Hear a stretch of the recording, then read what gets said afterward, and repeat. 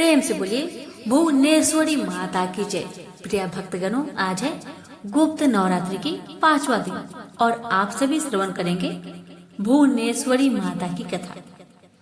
देवी भागवत में वर्णित मणि दीपक की आदि शास्त्री देवी हलेखा ऋण मंत्र की स्वरूपा शक्ति और सृष्टि क्रम से महालक्ष्मी स्वरूपा आदि शक्ति भगवती भुवनेश्वरी भगवान शिव के समस्त लीला विलास की सहचरी है।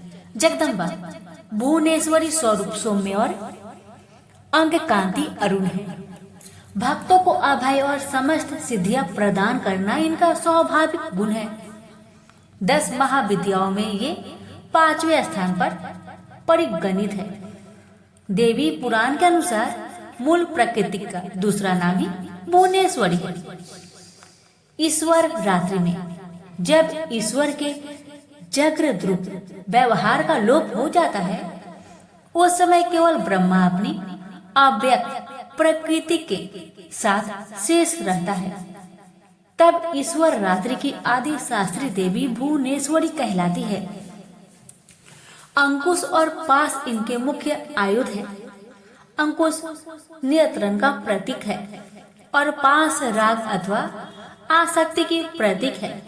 इस प्रकार सर्वरूपा मूल प्रकृति ही भुवनेश्वरी है, जो विश्व को वमन करने के कारण बामा शिवमयी होने से ज्येष्ठा तथा कर्म नियंत्रण फलदान और जीवों को दंडित करने के कारण रौद्री कही जाती है।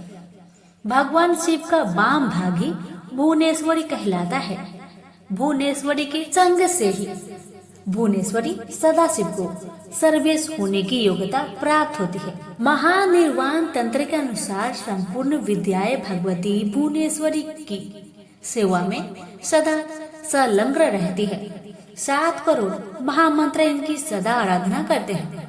10 महाविद्याएं ही 10 सोपान है।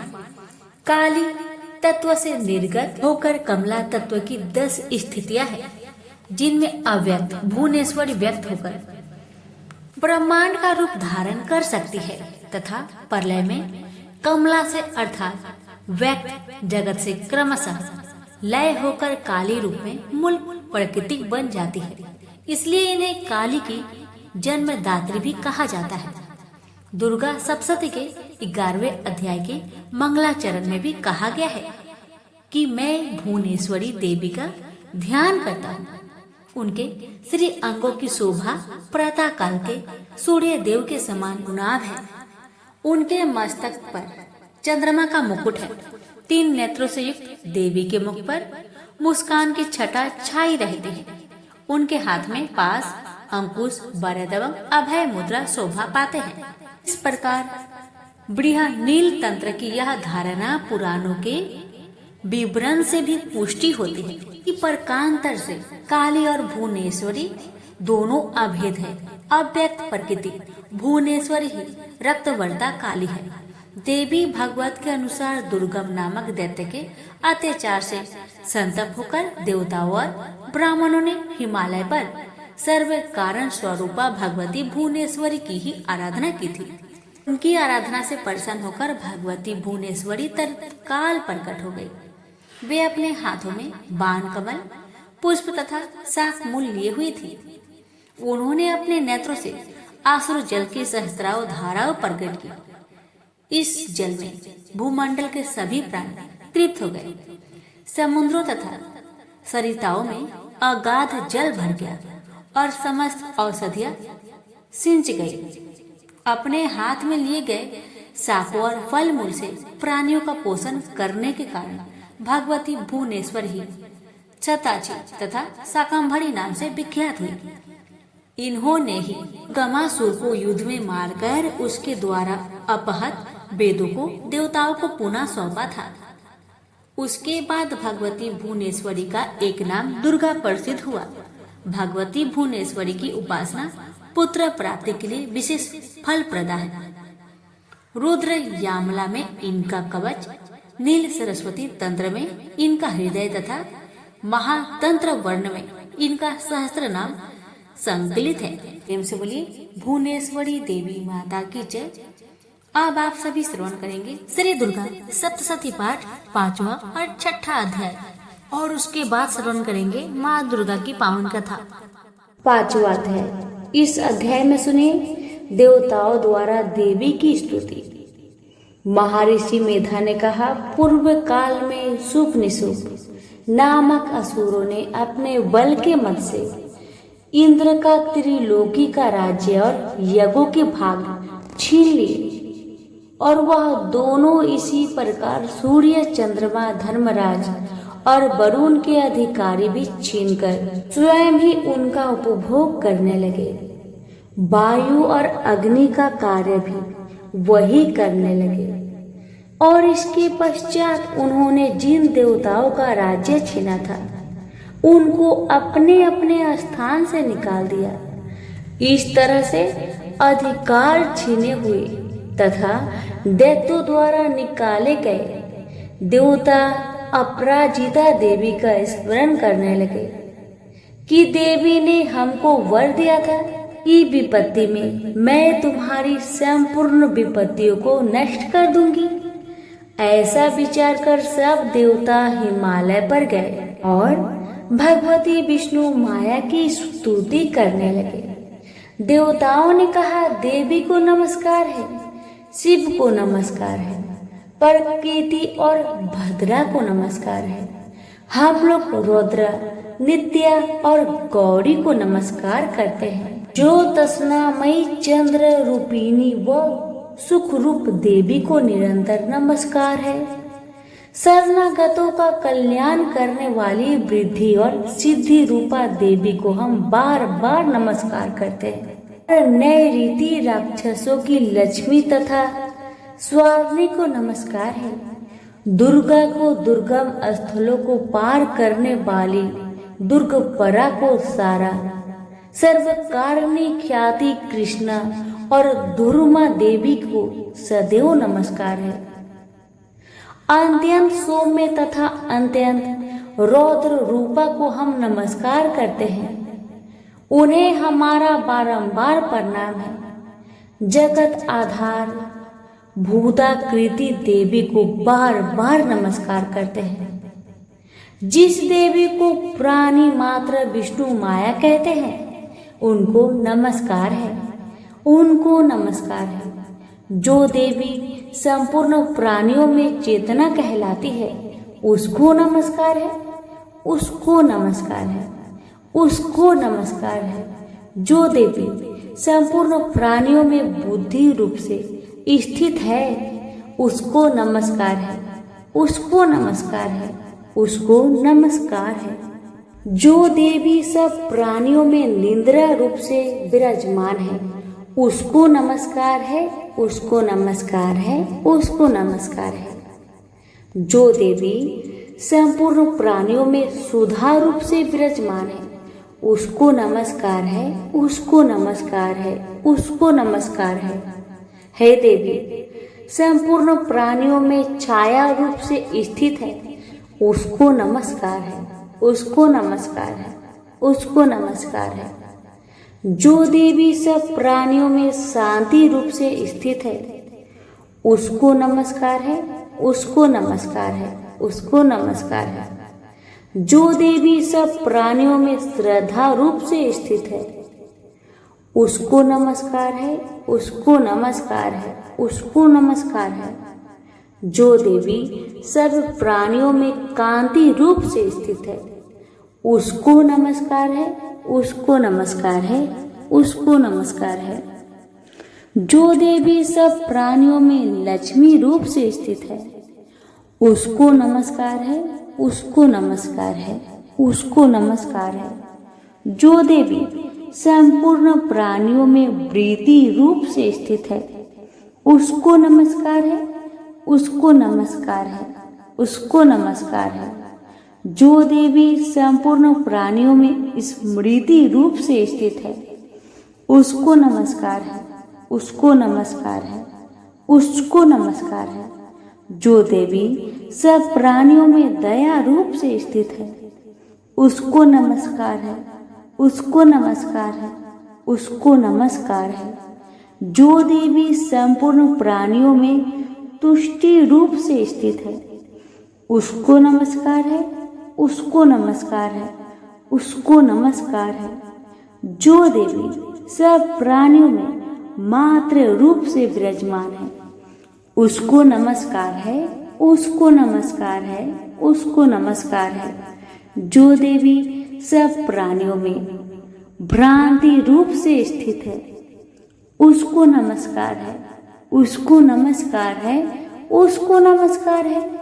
जो देवी सब प्राणियों में नित्य रूप से स्थित है, उसको नमस्कार है, उसको नमस्कार है, उसको नमस्कार है। जो देवी संपूर्ण प्राणियों में चैतन्य रूप से स्थित है, उसको नमस्कार है, उसको नमस्कार है, उसको नमस्कार है। जो देवी संपूर्ण प्राणियों में भ्रांति रूप से स्थित है, उसको नमस्कार है, उसको नमस्कार है, उसको नमस्कार है। जो देवी संपूर्ण प्राणियों में नित्य व्याप्त रहती है, उसको नमस्कार है, उसको नमस्कार है, उसको नमस्कार है। जो देवी चैतन्य रूप से इस संपूर्ण संसार को व्याप्त करके स्थित है, उसको नमस्कार है, उसको नमस्कार है, उसको नमस्कार है। पूर्व काल में देवताओं ने अपने अभीष्ट फल पाने के लिए जिसकी स्तुति की और देवराज इंद्र ने बहुत दिनों तक जिसका सेवन किया, वह कल्याण की साधना भूता ईश्वरी हमारा कल्याण और मंगल करे तथा सारी विपत्तियों को नष्ट कर डाले। असुरों के सताए हुए हम संपूर्ण देवता उस परमेश्वरी को इस समय नमस्कार करते हैं तथा जो भक्ति पूर्वक स्मरण किए जाने पर तुरंत ही सब विपत्तियों को नष्ट कर देती है, वह जगदम्बा इस समय भी हमारा मंगल करके हमारी विपत्तियों को दूर करे। महर्षि मेधा ने कहा, राजन, इस प्रकार जब देवता स्तुति कर रहे थे, उस समय पार्वती देवी गंगा में स्नान करके आई। तब उनके ही शरीर से प्रकट हुई शिवा देवी बोली, शुभ दैत्य के स्वर्ग से निकले हुए और निशुभ से हारे हुए यह देवता मेरी ही स्तुति कर रहे हैं। पार्वती के शरीर से अंबिका निकली थी, इसलिए उसको संपूर्ण लोकों में कौशिकी कहते हैं। कौशिकी के प्रकट रहने के पश्चात पार्वती देवी के शरीर का रंग काला हो गया और वह हिमालय पर रहने वाली कालिका देवी के नाम से प्रसिद्ध हुई। फिर शुभ और निशुभ के दूत चंडमुंड वहां आए। उन्होंने परम मनोहर रूप वाली अंबिका देवी को देखा। फिर वह शुभ के पास जाकर बोले, महाराज, एक अत्यंत सुंदर स्त्री हिमालय को प्रकाशित कर रही है। वैसा रंग रूप आज तक हमने किसी स्त्री में नहीं देखा। हे असुरेश्वर, आप यह पता लगाए कि वह कौन है और उसको ग्रहण कर ले। वह स्त्री स्त्रियों में रत्न है। वह अपनी कांति से दसों दिशाओं को प्रकाश करती हुई वहां स्थित है, इसलिए आपको उसका देखना उचित है। प्रभु, तीनों लोगों के हाथी, घोड़े और मणि इत्यादि जितने रत्न हैं, वह सब इस समय आपके घर में शोभ्यमान है। हाथियों में रत्न ऐरावत हाथी और उच्च श्रवा नामक घोड़ा तो आप इंद्र से लाए हैं। हंसों द्वारा जूता हुआ विमान जो कि ब्रह्मा जी के पास था, अब आपके पास है। और यह हमारा महापद्य नामक खजाना आपने कुबेर से छीना है। समुद्र ने आपको सदा खिले हुए फूलों की किंजकनी नामक माला दी है। वरुण का कांचन वर्षा नामक छत्र आपके पास है और रथों में श्रेष्ठ प्रजापति का रथ भी आपके पास ही है। दैत्ययंत्र मृत्यु की उत्क्रांतिता नामक शक्ति भी आपने छीन ली है और वरुण का पास भी आपके भ्राता निशुभ के पास ही है और समुद्र में पैदा होने वाले सब प्रकार के रत्न भी आपके भ्राता निशुभ के अधिकारी में है और जो अग्नि में न जल सके ऐसा तो वस्त्र भी अग्निदेव ने आपको दिए हैं। दैत्यराज, इस प्रकार सारी रत्न रूपी वस्तुएं आप ग्रहण कर चुके हैं, तो फिर आप यह कल्याणमयी स्त्री में रत्न रूप अनुपम स्त्री को ग्रहण क्यों नहीं करते? महर्षि मेधा ने कहा।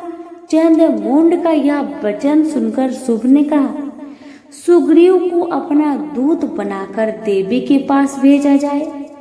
प्रथम उसको सब कुछ समझा दिया जाएगी, वहां जाकर तुम उसको इस प्रकार कहना और ये भी कह दिया कि जिस तरह से प्रसन्न हो वह तुरंत यहाँ चली आए, उसी प्रकार समझाकर कहना। दूत सुग्रीव पर्वत के उस रमणीक भाग में जहाँ देवी बसती थी वहां पहुंचा। दूत ने कहा, हे देवी, दैत्य का राजा शुभ जो इस समय तीनों लोगों का स्वामी है, मैं उसका दूत हूँ और यहाँ तुम्हारे पास आया हूँ। संपूर्ण देवता उसकी आज्ञा एक स्वर से मानते हैं।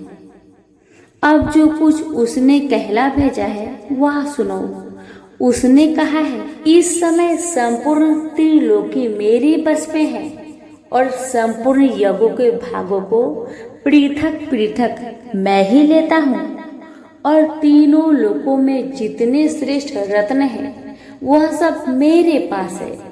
देवराज इंद्र का वाहन ऐरावत मेरे पास है जो मैंने उससे छीन लिया है।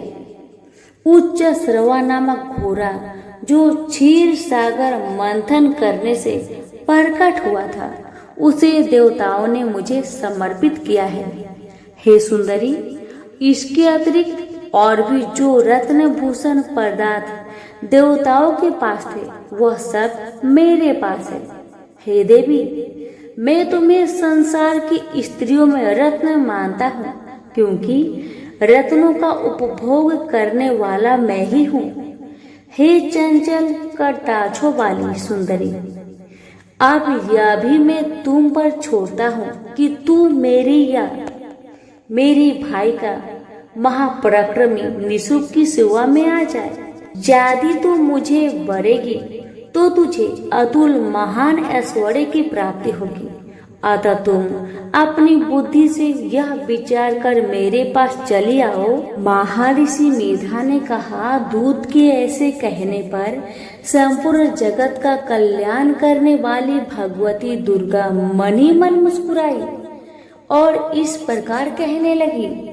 देवी ने कहा, हे दूत, तू जो कुछ कह रहा है वह सत्य है और इसमें किंचित मात्र भी झूठ नहीं है। शुभ इस समय तीनों लोगों का स्वामी है और निशुभ भी इसी तरह पराक्रमी है, किंतु इसके संबंध में जो प्रतिज्ञा कर चुकी हूँ उसे मैं कैसे झुठला सकती हूँ। अतः तू मैंने जो प्रतिज्ञा की है उसे भी सुन। जो मुझे युद्ध में जीत लेगा और मेरे अभिमान को खंडित करेगा और बल में मेरे समान होगा वही मेरा स्वामी होगा। इसलिए शुभ अथवा महापराक्रमी निशुभ यहाँ आए और युद्ध में जीतकर मुझसे विवाह कर ले। इसमें भला देर की क्या आवश्यकता है? दूत ने कहा, हे देवी, तुम अभिमान में भरी हुई हो, मेरे सामने तुम ऐसी बात ना करो। इस त्रिलोकी में मुझे तो ऐसा कोई नहीं दिखाई देता जो कि शुभ और निशुभ के समान ठहर सके। हे देवी, जब अन्य देवताओं में से कोई शुभ व निशुभ के सामने युद्ध में ठहर नहीं सकता, तो फिर तुम जैसी स्त्री उनके सामने रणभूमि में ठहर सकोगी। जिन शुभ आदि असुरों के सामने इंद्र आदि देवता नहीं ठहर सके, तो फिर तुम अकेली स्त्री उनके सामने कैसे ठहर सकोगी? अतः तुम मेरा कहना मानकर उनके पास चलो, नहीं तो जब वह तुम्हें केस पकड़कर घसीटते हुए ले जाएगा तो तुम्हारा गौरव नष्ट हो जाएगा। इसलिए मेरी बात मान लो। देवी ने कहा, जो कुछ तुमने कहा ठीक है। शुभ और निशुभ बड़े बलवान हैं, लेकिन मैं क्या कर सकती हूँ, क्योंकि मैं बिना विचारे प्रतिज्ञा कर चुकी हूँ। इसलिए तुम जाओ और मैंने जो कुछ कहा है वह सब आदर पूर्वक असुरेंद्र से कह दो। इसके पश्चात जो वह उचित समझे कर ले। प्रेम से बोलिए जगदम्बा माता की जय। यहीं पर हमारी श्री दुर्गा सप्तशती पाठ 5वां अध्याय समाप्त हुआ। अब सुनेंगे 6ठा अध्याय। इस अध्याय में सुनेंगे धूम्र लोचन वध। महर्षि मेधा ने कहा, देवी की बात सुनकर दूत क्रोध में भरा हुआ वहां से असुरेंद्र के पास पहुंचा और सारा वृत्तांत उसे कह सुनाया।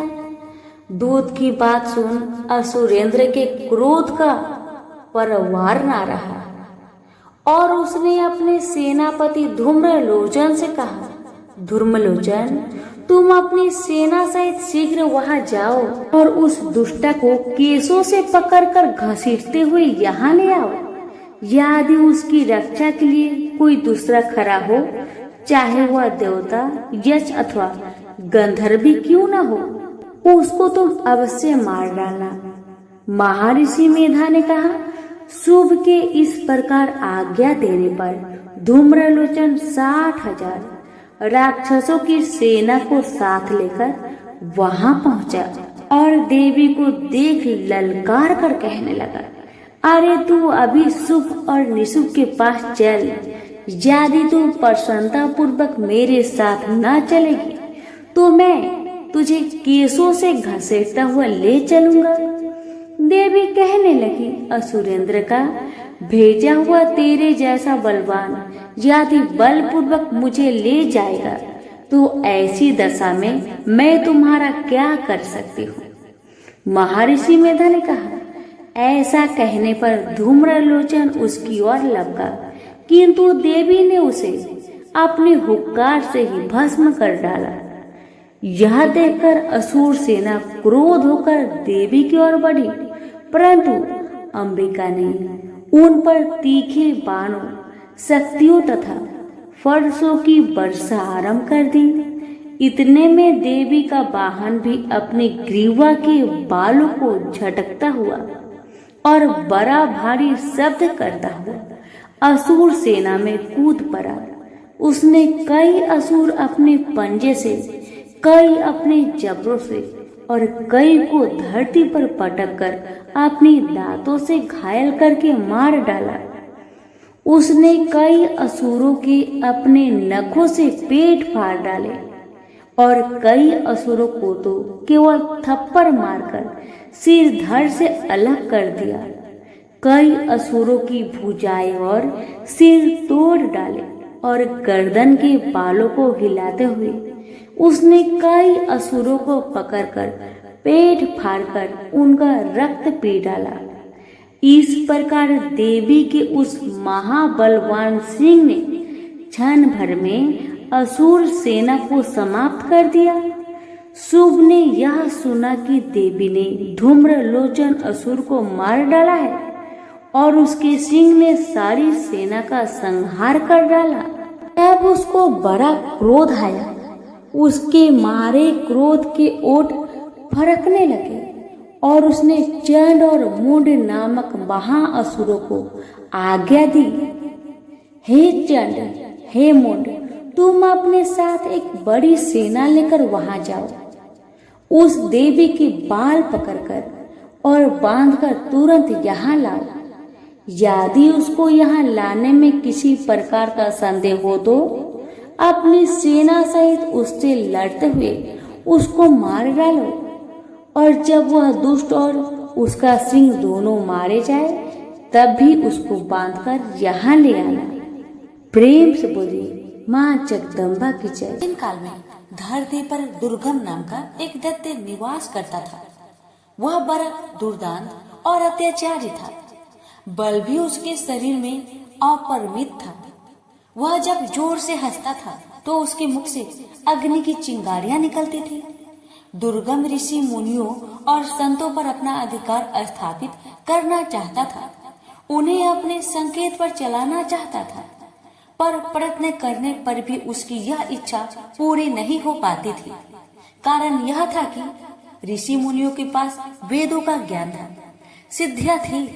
दुर्गम जब भी आक्रमण करता था वह उनकी सिद्धियों और शक्तियों से पराजित हो जाता था। उसने सोचा कि जब तक ऋषियों मुनियों के पास वैद रहेंगे वह उन पर आधिपत्य स्थापित नहीं कर सकेगा। किसी प्रकार उनसे वैद छीन लेने चाहिए। यह सोचकर वह वेद प्राप्त करने के लिए ब्रह्मा जी की तपस्या करने लगा। तप करते करते 100 वर्ष बीत गए। उसकी कठिन तपस्या को देखकर ऋषि मुनि भयभीत हो उठे। वेदों के पंडित कांपने लगे। उन्होंने एक साथ मिलकर दुर्गम के तप को भंग करने का बड़ा प्रयत्न किया, पर दुर्गम हिमालय की तरह अपने स्थान पर अडिग बना रहा। दुर्गम ने अविचलित रूप से 1000 वर्षों तक तप किया। आखिर ब्रह्मा जी का आसन हिला। उन्होंने प्रकट होकर दुर्गम से कहा, वत्स, मैं तुम्हारी तपस्या से प्रसन्न हूँ, बोलो तुम्हें क्या चाहिए। दुर्गम ने ब्रह्मा जी को प्रणाम करते हुए कहा, भगवान, यदि आप मेरी तपस्या से प्रसन्न हैं, तो मुझे वेद चाहिए। ब्रह्मा जी वरदान देकर चले गए। वेद दुर्गम के पास आ गए। ऋषि मुनि वेद ज्ञान से वंचित हो गए। उनकी सिद्धियां और शक्तियां लुप्त हो गई। यज्ञ बंद हो गए। यज्ञों में दी जाने वाली हवियां भी बंद हो गई। हवियों से परिपुष्ट होने वाले देवता निर्बल हो गए। दुर्गम ने देवलोक पर आक्रमण करके सहज ही उसे अपने अधिकार में ले लिया। देवता देवलोक छोड़कर भाग गए। उधर धरती पर पानी न बरसने के कारण अकाल पड़ गया। मनुष्य, पशु पंछी सभी जल और अन्न के अभाव में भूखे मरने लगे। चारों ओर हाहाकार मच गया। भूख से व्याकुल प्रजा राजा के द्वार पर पहुंची, पर राजा के भंडार में भी अन्न का नाम तक नहीं था। राजा दुखी प्रजा जनों के साथ ऋषियों के पास गया। ऋषियों ने कहा, राजन, हम क्या कर सकते हैं? हम वेद मंत्रों को भूल गए हैं। ब्रह्मा जी के वरदान से वे दुर्गम के पास चले गए हैं। पृथ्वी पर न यज्ञ हो रहे हैं, न देवताओं को हवियां दी जा रही है। देवता निर्बल हो गए हैं। वे भी कुछ नहीं कर सकते।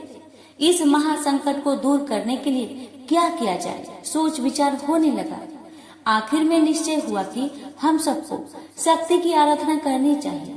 राजा, प्रजाजन, ऋषि मुनि नदी तट पर उपस्थित हुए और अंतरकंठ से देवी को पुकारने लगे, माँ, हम दुखियों की रक्षा करो, हम तुम्हारी शरण में हैं।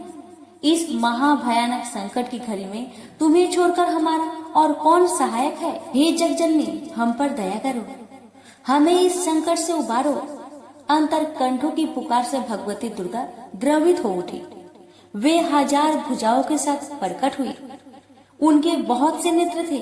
वे अपने हाथों में भांति भांति के अस्त्र शस्त्र धारण की हुई थी। उनकी आंखों से आंसुओं की बूंदें गिरने लगी। उन बूंदों ने प्रचंड धारा का रूप धारण कर लिया। धारा वेग से ऊपर उठी और देवलोक में जा पहुंची।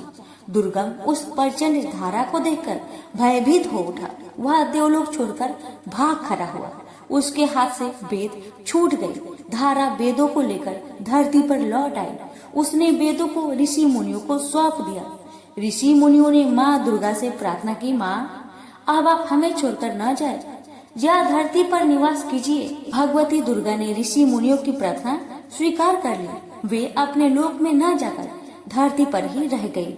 कहते हैं, सहारनपुर की शाकंभरी देवी वही देवी है जिनकी आंसुओं की प्रचंड धारा में दुर्गम सदा सदा के लिए लुप्त हो गया था और जिन्होंने उनसे वेद भी छीनकर पुनः ऋषियों को सौंप दिए थे। प्रेम से बोलिए, माँ दुर्गा की जय हो, शाकंभरी देवी की जय हो। ये माँ दुर्गा की एक अन्य कथा। ये कथा है पूजा का प्रसाद। एक ब्राह्मण था, वह बहुत गरीब था। अपनी इस दशा में भी वह माँ भगवती की बहुत बड़ा भक्त था। उसकी पत्नी भी भोली भाली थी। गरीबी की दिन बिताते हुए उसने पति से कभी कुछ नहीं कहा। ब्राह्मण की एक बेटी थी, वह बड़ी सुंदर और चतुर थी। माँ बाप अपनी बेटी को बहुत प्यार करते थे, किंतु जैसे जैसे बेटी बड़ी होती गई उसके विवाह की चिंता उन्हें सताने लगी। एक समय की बात है कि रात बहुत अंधेरी थी। झमझमाझम बरसते पानी में जब आकाश में बादल गरज रहे थे, तभी किसी ने ब्राह्मण का दरवाजा खटखटाया। ब्राह्मण ने दरवाजा खोला। सामने एक राहगीर खड़ा था। उसने कहा, मैं पास की ही गांव में रहने वाला ब्राह्मण हूँ, रिश्तेदारी में जा रहा हूँ। रास्ते में दिन ढल गया है, बरसात शुरू हो गई है, बड़ी कठिनाई से यहाँ तक आ सका हूँ। ब्राह्मण ने कहा, अतिथि के रूप में आप मेरे लिए पूज्य हैं। घर में जो कुछ रूखा सूखा है उसे खाकर संतोष करें। अतिथि ब्राह्मण सत्कार से बहुत प्रसन्न हुआ। बातों बातों में उसे ब्राह्मण की गरीबी और बेटी के विवाह की चिंता की भनक पड़ गई। उसने ब्राह्मण से कहा, आप चिंता ना करें, मेरे गांव में ब्राह्मण का ही एक सुशील लड़का है। मैं आपकी बेटी के हाथ पीले करवाने की जिम्मेदारी उठाता हूँ। दूसरे दिन वह ब्राह्मण चला गया। उसी के प्रयत्न से ब्राह्मण की पुत्री का विवाह हो गया। मगर एक इच्छा और रह गई। माँ दुर्गा देवी की पूजा हो जाती और घर पर 2-4 ब्राह्मण भोजन कर लेते तो कितना अच्छा होता। ब्राह्मण बोला, मेरे मन में भी यह बात थी। विवाह के बाद बेटी को भी नहीं भुला पाया। माँ दुर्गा की पूजा के बहाने उसे भी बुला लेते। नवरात्रि आ रहे हैं, मगर पूजा यूं थोड़ी ही होती है, पैसे तो चाहिए था, कहाँ से लाऊं पैसा। नहीं बोली, मन में संकल्प है तो काम अवश्य पूरा होगा। माँ दुर्गा की कृपा होगी। तुम जाकर भगवती दुर्गा की मूर्ति लेकर आओ। पत्नी की बात सुनकर ब्राह्मण का उत्साह जाग उठा। वह एक मूर्तिकार के पास गया। मूर्ति का दाम पूछा तो चौक पड़ा। मूर्ति महंगी थी। ब्राह्मण निराश होकर लौटने लगा। मूर्तिकार सज्जन व्यक्ति था। वह ब्राह्मण की व्यवस्था तार गया। बोला, निराश ना हो, लाओ, तुम्हारे पास जितने पैसे हो मुझे दे दो और मूर्ति ले जाओ। ब्राह्मण सुनकर सोच में पड़ गया। जेब टटोली, उसमें केवल 1 रुपया था, जबकि मूर्ति 10 रुपए की थी। परंतु मूर्तिकार ने उससे 1 रुपए में ही दुर्गा माता की मूर्ति दे दी। घर आकर पत्नी को दुर्गा की मूर्ति दिखाई, लेकिन उस समय पत्नी बीमार थी। ब्राह्मण अकेले ही तैयारी में जुट गया। पत्नी ने कहा, पूजा शुरू होने से पहले बेटी को ससुराल से लेकर आ जाना। ब्राह्मण तुरंत अपनी बेटी को लेने चल दिया। ब्राह्मण अपनी बेटी के ससुराल पहुंचा। बहू के पिता को खाली हाथ देखा तो उसकी सास भड़क गई और बहू को नहीं भेजा। अपनी गरीबी पर ब्राह्मण को आज पहली बार बहुत दुख हुआ। वह गांव के बाहर आया। एक पेड़ के नीचे बैठकर देर तक रोता रहा। तभी उनके कानों में आवाज आई, पिताजी चलिए, मैं आ गई। बड़ी मुश्किल से सास ने भेजा है। ब्राह्मण ने आंखें उठाकर देखा, उसकी लड़की सामने थी। घर आकर ब्राह्मण, ब्राह्मणी और उसकी बेटी ने बड़ी श्रद्धा से देवी की पूजा की। किसी तरह जुगाड़ करके देवी के प्रसाद लिए, कुछ फल और दूसरी सामग्री जुटा ली। परंतु समस्या थी कि इतने कम प्रसाद से काम कैसे चलेगा। ब्राह्मण की बेटी ने कहा, पिताजी आप चिंता ना करें, जिसे चाहे बुला लीजिए। देवी का प्रसाद मैं स्वयं अपने हाथों से बांटूंगी। धड़कते दिल से ब्राह्मण ने आस पड़ोस के लोगों को बुला लिया। पूजा की समाप्ति पर लड़की ने प्रसाद बांटा। ब्राह्मण और उसकी पत्नी देखकर आश्चर्यचकित रह गई कि प्रसाद कम नहीं हुआ, बल्कि प्रसाद पर्याप्त मात्रा में बच रहा था। दूसरे दिन ब्राह्मण सवेरे उठा, नहा धोकर देवी की पूजा में रखे जल के घड़े की ओर चला। वह उसे ले जाकर देवी की मूर्ति के साथ नदी में विसर्जन करना चाहता था। जैसे ही ब्राह्मण घड़े के पास आया, उसने देखा कि उसकी लड़की घड़े से पानी लेकर पी रही है। यह देखकर ब्राह्मण क्रोध से बोला, तूने पूजा का जल ही अपवित्र कर दिया। माँ दुर्गा अवश्य नाराज हो जाएगी। मैं उन्हें मनाने के लिए पूजा करता हूँ और तुम तो बर्बादी कर दी। इससे अच्छा तुम ससुराल में रहते तो ही अच्छा था। इतना कहकर ब्राह्मण फिर से पूजा में बैठ गया। लड़की अपनी बीमार माँ के पास आई और बोली, माँ अब मैं वापस ससुराल जा रही हूँ, तुम बिल्कुल ठीक हो जाएगी, चिंता मत करना। कुछ देर बाद ब्राह्मण पूजा से उठा। अब उसको अपनी गलती पर बहुत पछतावा हो रहा था। ने अपनी बिटिया रानी को क्यों डांटा? मुझे नहीं डांटना चाहिए था। तभी पत्नी फटाक से बिस्तर से उठकर आई और बोली, बिटिया को क्या कहा? मेरी बिटिया तो चली गई, प्रसाद भी नहीं ले गई। ब्राह्मण ने कहा, बस क्या बताओ, मुझसे गलती हो गई। तुम खाट से उठकर यहाँ क्यों चली आई? जाकर आराम करो, तुम्हारा तबीयत खराब है ना? पत्नी बोली, नहीं, मैं अब बिल्कुल ठीक हूँ। देखो, मेरा बुखार भी नहीं है और मुझे कमजोरी भी नहीं लग रही है।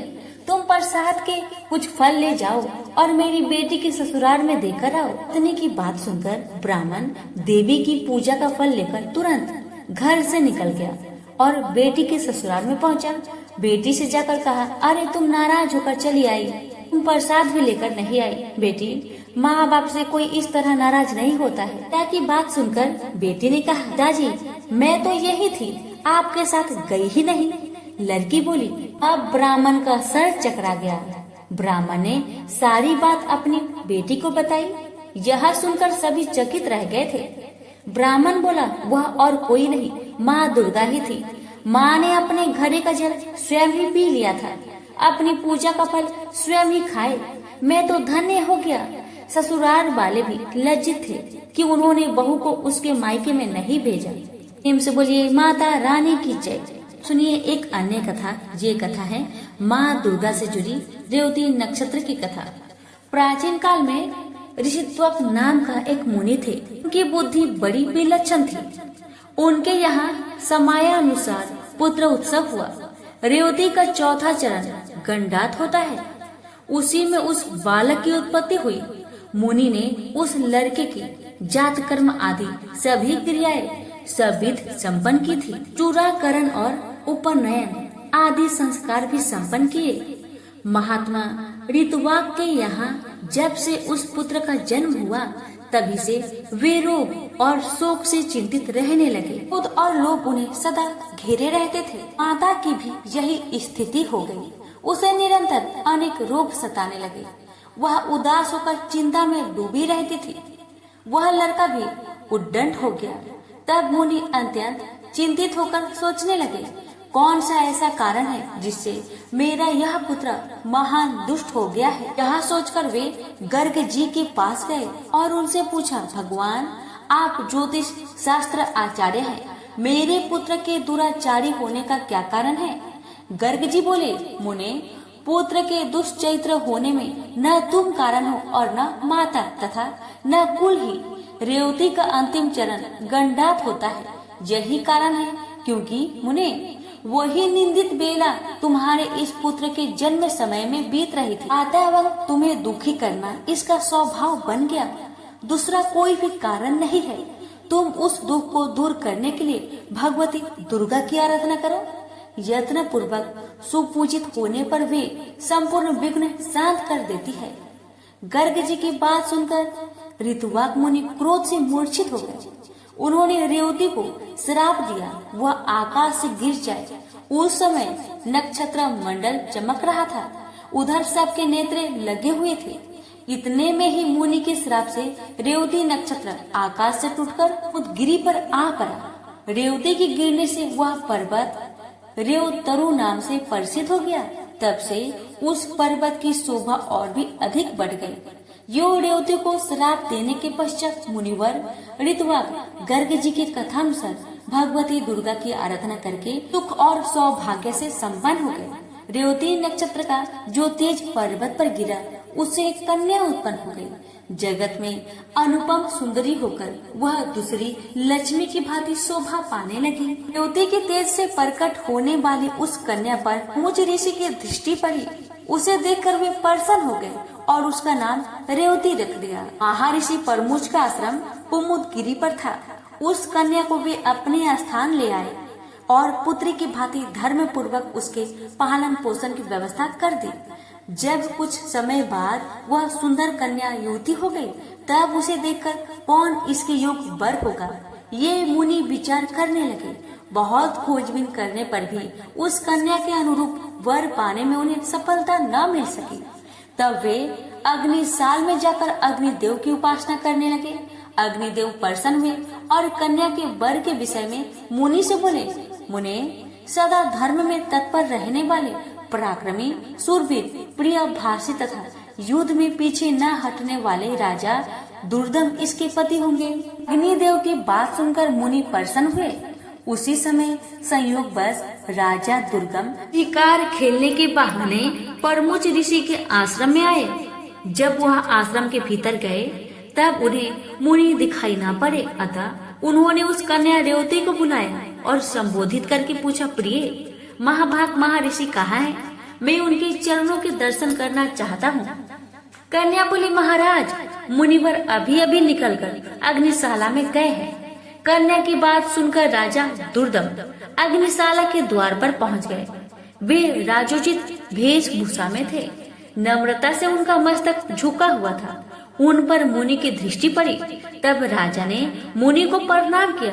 मुनि ने अपने एक शिष्य से कहा, गौतम, अर्घ्य उपस्थित करो। ये राजा अर्घ्य पाने के अधिकारी है, क्योंकि बहुत दिनों में इनका आगमन हुआ है। और खास बात तो यह है कि यह हमारे जमाता है। यह कहकर मुनि ने उन्हें अर्घ्य दिया और राजा ने उसे स्वीकार भी कर लिया। राजा दुर्दम अर्घ्य आदि के पश्चात आसन पर विराजमान हुए। मुनि ने आशीर्वाद देकर उन्हें संतुष्ट किया और कुशल पूछी। कहा, राजन, तुम्हारी सेना खजाना, त्रिमंडली, भृत्य वर्ग, मंत्री वर्ग, देश, नगर और स्वयं आत्मा में किसी प्रकार की अशांति तो नहीं है। तुम्हारी पत्नी की तो कुशल पूछनी ही नहीं है, क्योंकि वह तो मेरे यहाँ ही ठहरी हुई है। इसी से मैंने उसका समाचार नहीं पूछा। राजा ने कहा, भगवान, आपकी कृपा से सर्वत्र कुशल है, पर मुझे यह बहुत आश्चर्य हो रहा है कि आपने मुझे जमाता कहा है, अतः मेरी कौन सी पत्नी आपके यहाँ है? मुनि बोले, राजन, जो जगत में आदित्य सुंदरी है, वह रेवती नाम की तुम्हारी पत्नी यहाँ है। वह किसी प्रकार तुम्हारी भार्या हुई, यह रहस्य तुम नहीं जानते। राजा ने कहा, प्रभु, ये सुभद्रा आदि भार्याएं घर पर है, उन्हीं को मैं जानता हूँ। रेवती के संबंध में तो मैं कुछ भी नहीं जानता। मुनि बोले, राजन, तुमने अभी जिसे प्रिय शब्द से संबोधित किया है, वही तुम्हारी प्रेयसी भार्या है। एक क्षण भी तो नहीं हुआ तुम इसे भूल गए। राजा ने कहा, मुनि, आप जो कह रहे हैं वह ठीक है। मैंने वैसे ही प्रिय शब्द कहकर बुलाया। में मेरी कोई भी कुतिजत भावना नहीं थी। इस संबंध में आप मुझ पर अप्रसन्न न हो। मुनि बोले, राजन, तुम ठीक कहते हो। तुम्हारे मन में कोई बुरा विचार नहीं है। तो अग्निदेव की प्रेरणा से तुम्हें ऐसे शब्द का उच्चारण करना पड़ा। इस कन्या के पति कौन होंगे? यह बात अभी मैंने अग्निदेव से पूछी थी।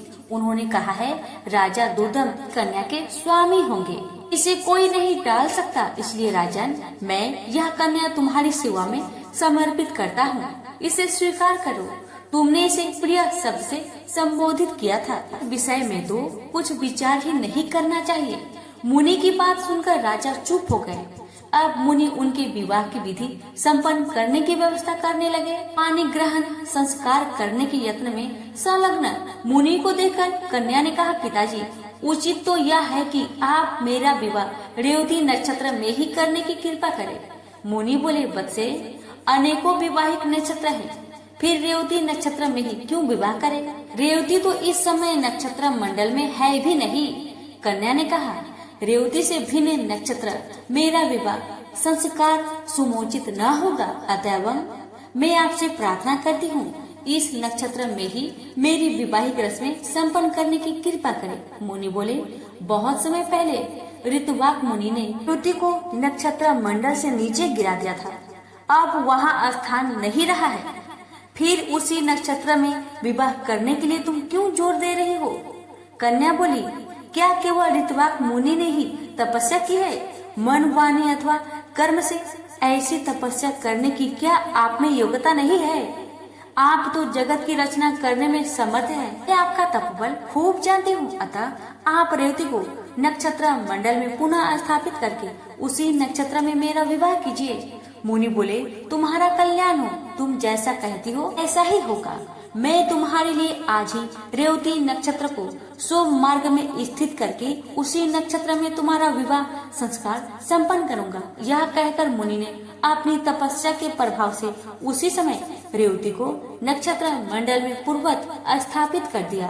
फिर उसी नक्षत्र में वैवाहिक विधि के अनुसार मुनि ने राजा दुर्दम को वह रेवती नामक कन्या सौंप दी। विवाह कर देने के पश्चात मुनि ने राजा से कहा, वीर तुम्हें क्या पाने की इच्छा है, कहो, उसे मैं पूर्ण करने को उद्धत हूँ। राजा बोले, मुनिवर स्वयं भू मनु का वंशक हूँ, आपकी कृपा से मुझे मनवंतर का आदि शास्त्र पुत्र प्राप्त हो, यह मेरी अभिलाषा है। मुनि ने कहा, राजन यदि तुम्हारी इच्छा ऐसी है तो भगवती दुर्गा की आराधना करो, तब मनवंतर का स्वामी पुत्र तुम्हें अवश्य प्राप्त होगा। श्रीमद् देवी भागवत 5वां पुराण है, उसकी 5 आवृत्तियां श्रवण करने से तुम अपने मन के अनुसार पुत्र प्राप्त कर लोगे। इस रेवती के गर्भ से 5वां यानी रेवत नाम मनु उत्पन्न होगा। मुनि की यो कहने पर राजा ने उनके चरणों में मस्तक झुकाया और अपनी पत्नी को साथ लेकर वे अपने नगर को चले गए और राजगद्दी पर बैठकर उन्होंने शासन आरंभ कर दिया। एक बार महात्मा लोमश जी राजभवन में पधारे। राजा ने प्रणाम करके उनका स्वागत सत्कार किया और हाथ जोड़कर कहा, मुने आप सर्व समर्थ है, मुझे पुत्र पाने की इच्छा है, अतः आप श्रीमद् देवी भागवत नाम का पुराण सुनाने की कृपा कीजिए। राजा की बात सुनकर लोमश जी बड़े प्रसन्न हुए और बोले, राजन तुम धन्य हो, तभी तो त्रिलोक जननी भगवती दुर्गा में तुम्हारी ऐसी भक्ति जागृत हो गई है। तो भगवती जगदम्बिका देवता दानव और मनुष्य की परम आराध्य है। उनमें जब तुम्हारी भक्ति हो गई तब फिर तुम्हारा कार्य सिद्ध होने में क्या संदेह है। अतः मैं तुम्हें देवी भगवत पुराण अवश्य सुनाऊंगा। उसके श्रवण मात्र से कोई भी पदार्थ पाने की इच्छा शेष नहीं रहती। यह कहकर लोमश जी ने शुभ मुहूर्त में कथा आरंभ कर दी। समय व्यतीत होने पर भगवती की कृपा से रानी को लोक का कल्याण करने वाला गर्भ ठहर गया। गर्भ की अवधि पूर्ण होने पर ग्रहों के उत्तम युग में रानी ने पुत्र को जन्म दिया। पुत्र जन्म की बात सुनकर राजा की खुशी का ठिकाना न रहा। फिर रेवत नाम से विख्यात वह बालक संपूर्ण क्रियाओं का परगामी, धर्मात्मा, धर्म का प्रवचन एवं अनुष्ठान करने वाला, परम पराक्रमी तथा अस्त्र बेताओं में सर्वश्रेष्ठ निकला। तदंतर ब्रह्मा जी ने रेवत को मनु के पद पर प्रतिष्ठित कर दिया। रेवत मनवंतर के स्वामी बनकर धर्म पूर्वक पृथ्वी पर शासन करने लगे। प्रेम से बोलिए जगदम्बा माता की जय।